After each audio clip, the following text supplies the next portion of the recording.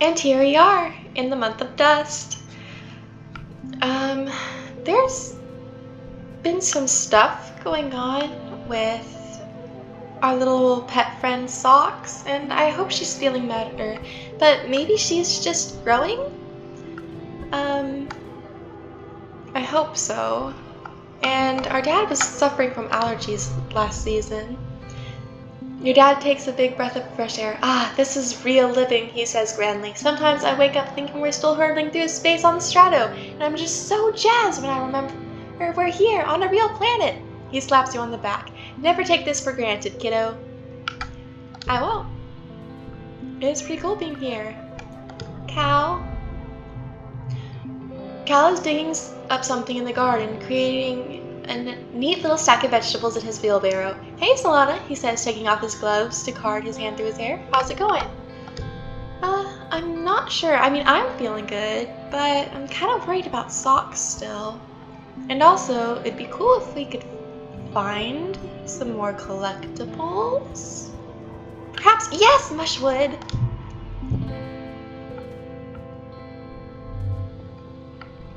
So, maybe we can try working on the farm some more. The colony is surrounded by tall walls that keep out most of the local xenofauna, the key word being most. You often report to work to find that the entire row of corn has been ripped up and carried away in the night by something that can fly over the walls. All that's left in the morning is torn up dirt and is a dusting of iridescent powder. It happens so often that your mom has set up cameras to catch whatever it is in action. The next day you have the answer: Dorbs moth. Giant blue moths with wingspans almost as long as your outstretched arms. They can rip the corn right out from the ground. Wow, amazing, Cal says as you view the hollow bit. I didn't know Dorbs moth could do that. Dorbs moth are pretty cute, like a bug, in a bug-like sort of way. Fuzzy, dog-like heads, pretty iridescent wings, long, elegant whiskers. They'd be cuter if they weren't flying away with entire stalks of corn. You don't want to run the risk of accidentally poisoning your own crops, and Cal objects to trapping them. The most humane solution is to discourage them from stealing your crops at all. You and Cal work on setting up scarecrows, but after a couple unsuccessful days, you have to admit that you just don't know what scares these adorable little moths. What even eats them anyways? Guess we'll have to find out. Cal puzzles over the security footage. They fly in from the north, especially around Quiet, he says. Maybe that's where their breeding ground is. If someone goes there, maybe we can figure out what kind of animal they're scared of. If they're plant eaters, something's gotta hunt them for food. If you figure it out, it'll be a big help towards securing the colony food supply. Okay, well, I guess I know what I'm doing next month. Oh, okay, so we have something that's locked. 4, and 21. And I got 3 stars again. It's the Vertumna! Time for speeches, games, and feasting. You stare hungrily at the feast table. Sure, it's mostly soy rations, but it's still more food than you usually see all at one time. This year, though, there's something new. Great big tureens of growing beans. Weird. You try to sneak some food before the speech starts, but Chief Engineer Instance catches you and smacks your hand away. Your mom gets really mad at her, and it causes a huge yelling match. Your dad directs you away from the table as Instance blames your mom for the way things are right now, whatever that means.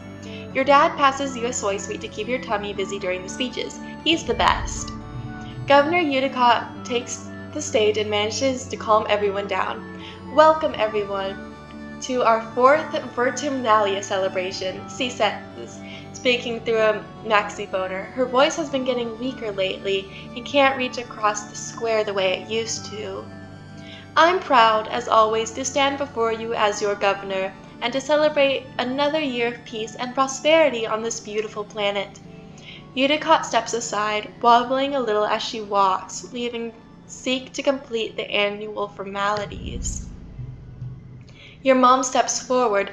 This year's feast includes a new glow-in-the-dark food, pixie beans. are our first domesticated Vertumnan crop. The crowd applauds, and your mom raises her hands. Credit goes to Geranium. He insisted that we dedicate a third of our field to them, so you'll also have to thank him for the light show in your toilets tonight. A smattering of laughter ripples through the crowd. Your dad chuckles nervously. Your mom's smile fades. As you know, we lost our hydroponics and microbial soil during the wormhole accident, she says. These pixie beans will make up for the losses we faced with our earth crops. Eudicott's weedy voice rattles through the maxiphoner. Thank you, everyone. Let's get on with the games. The crowd packs away with chairs as the children gather in the square. Which competition do you participate in this year? Huh. You know what? I mean, I'm 13 now. Well, in that case, I'm still a kid.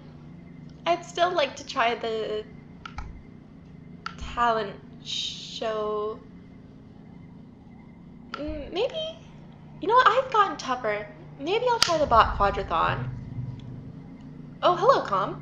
Com directs your attention to this year's edition, a cloth-covered marathon as tall as 4 adults studded with mysterious protrusions. He pulls it back to reveal the Tower of Terror, he announces with a flourish. Test your courage with the 3 stories of ladder climbs followed by death-defying leap of faith onto the poof shroom mats. You, Anemone, and Cal take in the majesty of the Tower of Terror. Both of them are hooting and pumping their fists, absolutely bonkers about jumping from 3 stories. You'll all still be doing wrestling, agility, and accuracy portions of the course, but clearly this is the winner by popular vote.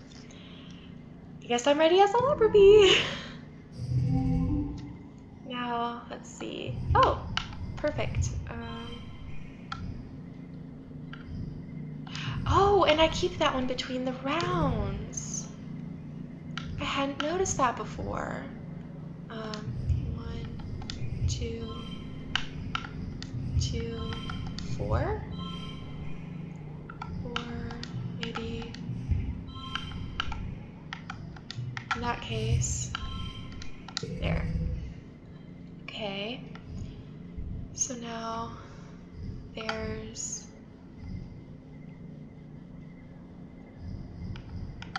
3, 5, 6, 4, 5.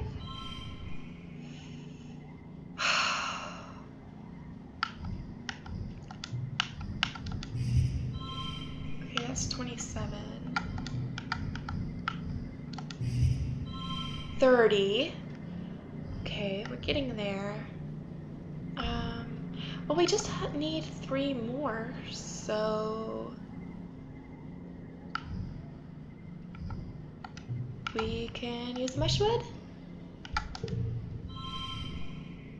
And now,